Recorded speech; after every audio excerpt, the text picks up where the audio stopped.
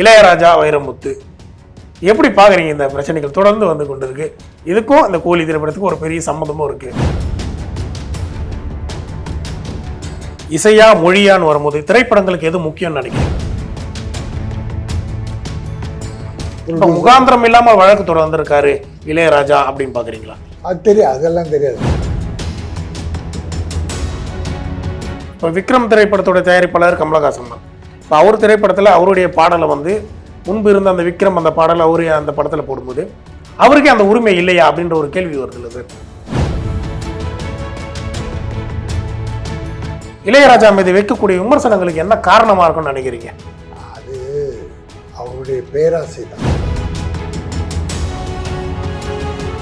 இளையராஜா அவர்களை குறித்து பேசும்போது எஸ்பிபி அவர்கள் வந்து மேடையில் பாடல் பாடுறதையும் வந்து என்னுடைய பாடலை நீங்கள் பயன்படுத்தக்கூடாது, உங்களுடைய கச்சேரியில் பயன்படுத்தக்கூடாதுன்னு சொன்னவர் இளையராஜா அவர்கள். வைரமுத்து எங்களால தானே வந்திருக்காரு, எங்களால தானே முன்னேறிருக்காரு, அஞ்ஞானின்னு இருக்காரு. அவரை வந்து நீ பொத்து. இளையராஜாக்கு பின்னாடி யார் இருப்பாங்கன்னு நினைக்கிறீங்க? தலித் என்பதாலே இளையராஜா அவர்கள் வந்து விமர்சனம் செய்யப்படுகிறார். அந்த பாடலுடைய ஒரு டியூன் வந்து கூலி படத்தில் போட்டு, அதனால என்ன கேட்காம போட்டது, எனக்கு பணம் வேணும், ரைட்ஸ், என்னுடைய ரைட்ஸ்ன்னு ஒரு கேஸ் போட்டு இளையராஜா போட்டிருக்காரு. அது அந்த அப்படி ஒரு சட்டம் இருக்கிறதால போட்டிருக்காரு. அது தர்ம நியாயமே இல்லை. இவர் பாடல் பார்த்தா பல பாடலுடைய சாயல் வரும். பிரதமரை வாழ்த்தி பேசுறதுலாம் தப்பில்லை. திறமை இவ்வளோ பண்ணார் பிரதமர், நாடை உயர்த்தினார், எல்லாம் தப்பு. அம்பேத்கரோட ஒப்பிட்டது தான் கொஞ்சம் பெரிய மன வருத்தத்தை தமிழ் மக்களுக்கே உருவாகி. கேடகம் நேயர்களுக்கு வணக்கம். இந்த ஊடகம் மக்களுக்காகவே உருவாக்கப்பட்டது. உண்மையிலே இந்த ஊடகம் மக்களுக்காக உருவாக்கப்பட்டது என்று நீங்கள் விரும்பினால் உங்களால் முடிந்த, உங்களால் விருப்பமுள்ள ஒரு தொகையை எங்களுக்கு அனுப்பலாம். இதற்கு உள்ள QR கோடை ஸ்கேன் செய்து நீங்கள் அனுப்ப முடியும். விருப்பம் உள்ளவர்கள் இதை பயன்படுத்தவும். நன்றி. கூலி திரைப்படத்துக்கு வந்துடுவோம். கூலி திரைப்படம்னாலே ஆரம்பத்திலேயே ஒரு பிரச்சனை. லோகேஷ் கனகராஜ்லேருந்து ஒரு பெரிய ஒரு விமர்சனங்களை எதிர்கொள்ளக்கூடியதாக இருக்குது. இளையராஜா வைரமுத்து எப்படி பார்க்குறீங்க? இந்த பிரச்சனைகள் தொடர்ந்து வந்து கொண்டு இருக்கு. இதுக்கும் அந்த கூலி திரைப்படத்துக்கும் ஒரு பெரிய சம்மந்தமும் இருக்குது. இல்லை, அதாவது இளையராஜா டியூனு, சத்யஜோதி ஒரு படம் தான் இருக்கிறாங்க. அந்த பாடலுடைய ஒரு டியூன் வந்து கூலி படத்தில் போட்டிருக்காங்க.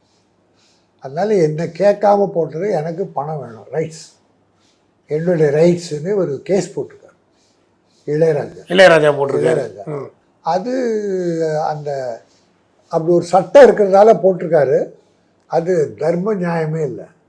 இவர் பாடல் பார்த்தா பல பாடலுடைய சாயல் வரும். இப்போ ஏறுமையில் ஏறி விளையாடு முகம் ஒன்று, ஈசருடன் ஞான மொழி பேசு முகம் ஒன்று, இது என்ன டியூன் சொல்லுங்க? அவர் பாட்டில் கரகாட்டக்காரன் கனகாவும் ராமராஜன் பாட்டு. அப்படி எதை எடுத்தாலும் ஒரு சாயல் வரும். சரி, இப்போ ஹிந்தி பட சாயல் வரும். ஆனால் எல்லாத்துக்கும் போய் ரைட்ஸ் கேட்டுட்டு இருந்தா நல்லா இருக்காது. அவர் ஏதோ சன் டிவி மேலே அவங்க பார்த்துக்குவாங்க. இசையா மொழியான்னு வரும்போது திரைப்படங்களுக்கு எது முக்கியம்னு நினைக்கிறீங்க? மொழி முக்கியம். மொழி, இசையெல்லாம் மொழி உயிர். இசை இல்லாமல் ஒரு படமே இருக்காதே சார்? இல்லை, இருக்கலாம். ஏன் இருக்காது? இசை இல்லாமல் பாட்டினா இல்லையா? இப்போ ராமராஜன் பேரை சொன்னீங்க, மோகன் அவர்கள் இப்போ கம்பேக் இருக்காரு. இவங்களுக்கு எல்லாருக்குமே ஒரு பெரிய புகழ் கொடுத்தது இளையராஜாவின் இசை தானே, மறுக்க முடியுமா? அதை கதை இல்லாம இசை இல்லை, கதையே இல்லாம ஒரு இசையை வச்சு சக்சஸ் பண்ணுங்க.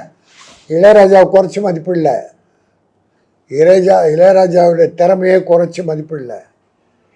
அவர் திறமையால் தமிழை இசையால் உலகுக்கு கொண்டு போனார், அது பாராட்டு. ஆனால் இதில் பங்கு வேணும், அதில் பங்கு, ப்ரொடியூசர் சொந்தமானதெல்லாம் தனக்கு பங்கு வேணும்னு கேட்குறது தான் என்னுடைய வருத்தம். இப்போ கிராமிய பாடல்கள் எத்தனையோ இருக்குது. அவங்க அம்மா பால் ஊட்டும் போதே இவருக்கு இசையை ஊட்டியிருக்காங்க. கிராம பாட்டு அந்த அம்மா நல்லா பாடுவாங்களாம். இளையராஜா அம்மா. இப்போ இவர் போட்ட பாட்டெல்லாம் கிராமிய இசை. அந்த இசையில் எவ்வளோ எடுத்திருக்காரு. அதனால் ரைட்ஸ் உள்ளது. இப்போது படம் எடுக்கும்போதே ப்ரொடியூசர் மொத்த செலவும் பண்ணி தான் டியூன் போடுறாங்க. அந்த டியூனை கவிதை எழுத, பாட்டு எழுத, இசைக்கு அந்த யார் மியூசிக் டைரக்டர் அவங்களுக்கு தான் சொந்தன்ற ஒரு அக்ரிமெண்ட்டும் போடப்படுது.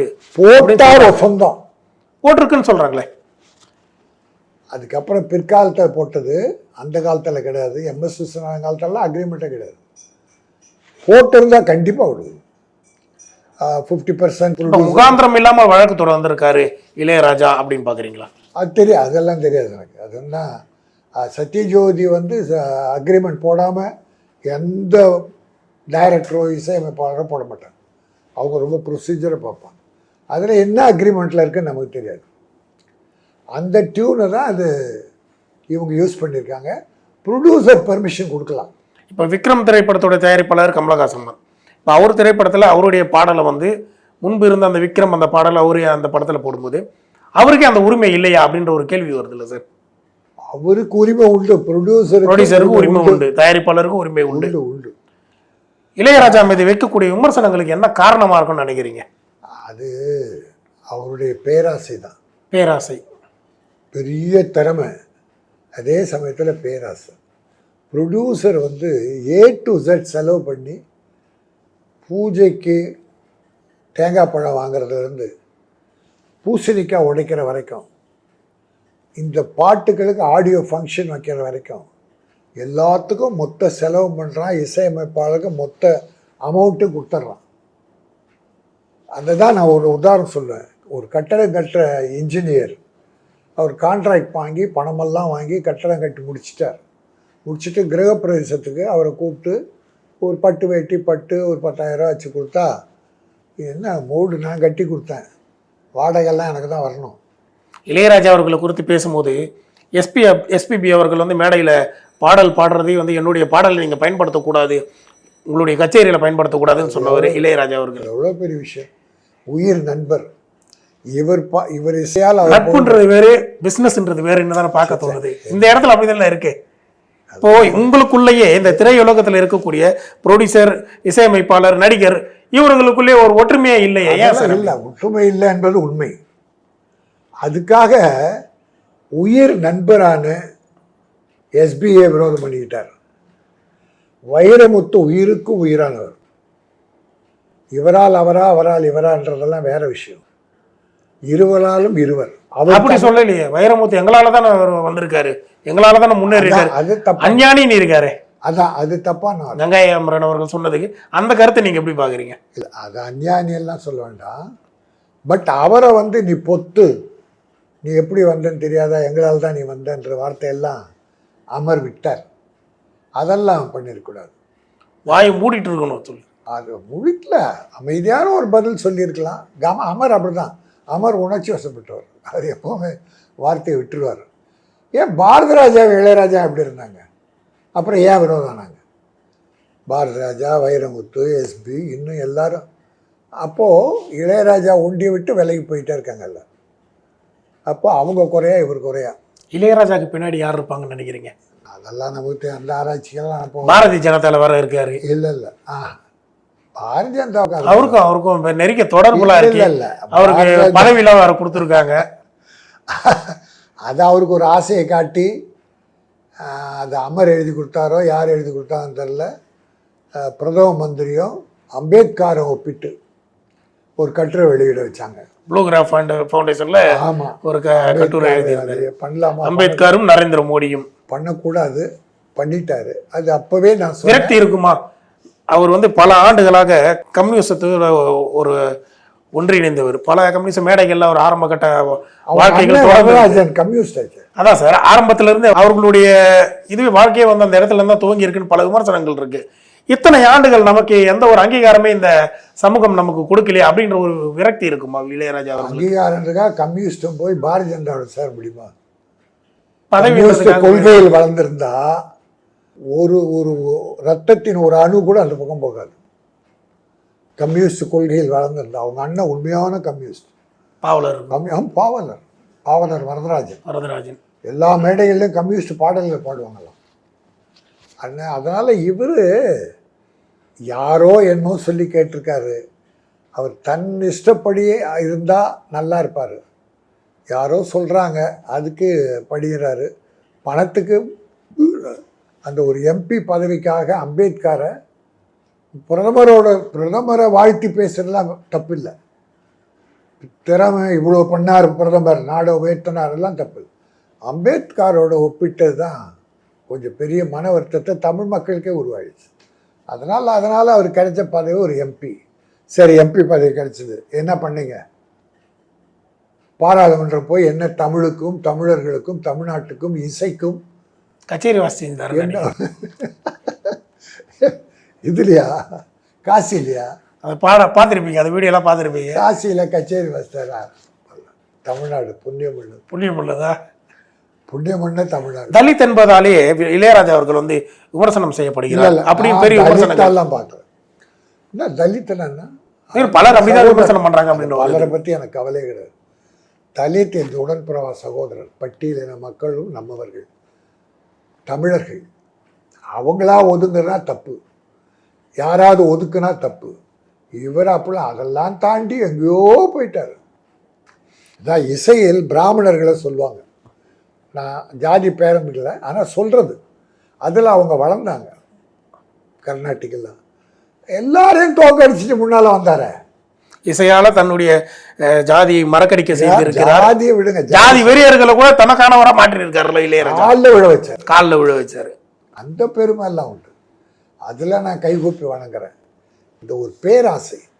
நீங்கள் அவர் ரூமில் ஒரு படம் இருக்கு, ரமண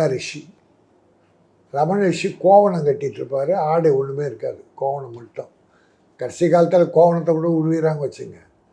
அப்போ இளையராஜா அதுக்கு முன்னால் நிற்பார். இந்த படம் எல்லாத்துலேயும் வந்து அதோடைய பொருள் என்ன? வாழ்க்கையில் ஒன்றுமே இல்லை என்பது தானே. அப்போ அதை உணர்ந்து நடக்கணும்ல. ப்ரொடியூசருக்கு சொந்தமான சொத்துலெல்லாம் எனக்கு பங்கு வேணும் அப்படி கேஸை போட்டு வாங்கிட்டார். சரி, ரைட், ஏதோ வாங்கிட்டார். அவர் ப்ரொடியூசருக்கு சில உதவியில் பண்ணியிருக்கார். இதுக்கு அதுக்கு சம்மந்தம் இல்லை. அஜித்குமார் அவர்களுடைய திரைப்படம்னாலே ஃபுல்லாக ஃபாரினில் தான் போயிடுறாங்க, வெளிநாடுகளில் தான் போய் எடுக்கிறாங்க. அப்படின்னும் போது இங்கே இருக்கக்கூடிய தயாரிப்பாளர்களும் செலவு கூடும். இரண்டாவது வந்து இங்கே இருக்கக்கூடிய நடிகர்கள்லாம் பாதிக்கப்படுறாங்க. அஜித் வந்து ரசிகர் மன்றத்தை கலைச்சிட்டாரா இல்லை டிஜிட்டல் மயம் ஆக்கிட்டாரா அப்படின்ற ஒரு கேள்வி. தீனா திரைப்படம் வந்து ரீரிலீஸ் பண்ணும்போது நல்லா ரோகிணி தேட்டர் வந்து பட்டாசு உள்ள வெடிச்சு ஒரு பெரிய அந்த இடத்த ஒரு கலவர பூமியை மாற்றிட்டாங்க. எப்படி பார்க்குறீங்க? தொடர்ந்து அவர் வந்து மாணவர்களுக்கு முக்கியத்துவமாக வச்சு இந்த கட்சியை வந்து வளர்க்குறாருன்னு பார்க்குறீங்களா? இவ்வளோ வேலைகளும் ஒரு டீம் போட்டு பண்ணி கொடுக்குறது தான். அறிக்கையும் அந்த டீம் தான் இருக்கு. முதலமைச்சர் கனவா இப்போ வெறும் கனவாக போயிடும். இப்போ வந்து அவர் இந்த மதுரையில் அவருடைய முதல் மாநாடு நடத்த போகிறான்னு சொல்லி அதுக்கு எவ்வளோ பெரிய நெருக்கடிகள்லாம் வரும்னு எதிர்பார்க்குறேன். தமிழ்நாடு முழுக்க நடைப்பயணம் மேற்கொண்டாருன்னா எப்படி இருக்கும் அவருடைய வரவேற்பு? பெரிய நடிகர்கள் பெரிய தொகை, பெரிய அளவில் இப்போ சம்பளம் கேட்குறாங்க. 200 கோடி 300 கோடினா எங்களுடைய படத்தோட பட்ஜெட்டு 10 கோடி 20 கோடி 50 கோடி தான் இருக்குன்னு சொல்லி ஒரு நடிகர் அருண் பாண்டியன் சமீபத்தில் நடந்த ஒரு ப்ரெஸ் மீட்டில் கூட தெரிவிச்சிருந்தார். இப்படிலாம் வந்து ஒரு பெரிய விமர்சனங்கள் வைக்கும் போது அதை எப்படி பார்க்குறீங்க சார்? சிறிய திரைப்படங்களை பெரிய நடிகர்களுடைய திரைப்படம் வரும்போது அந்த படத்தை அழிச்சிடுது, நசுக்கிடுது, திரையரங்குகள் கிடைப்பதில்லை, என்னன்னா இப்படி நிறைய ஒரு கேள்விகள்லாம் முன்வைக்கப்படுது. நடிகர் சங்கம் என்ன பண்ணிட்டு இருக்கு? ஒரு தயாரிப்பாளர் பாதிக்கப்படுறான், ஒரு நடிகர் பாதிக்கப்படுறான், ஒரு இயக்குனர் பாதிக்கப்படுறான். நடிகர் சங்கம் இதெல்லாம் கேட்காது.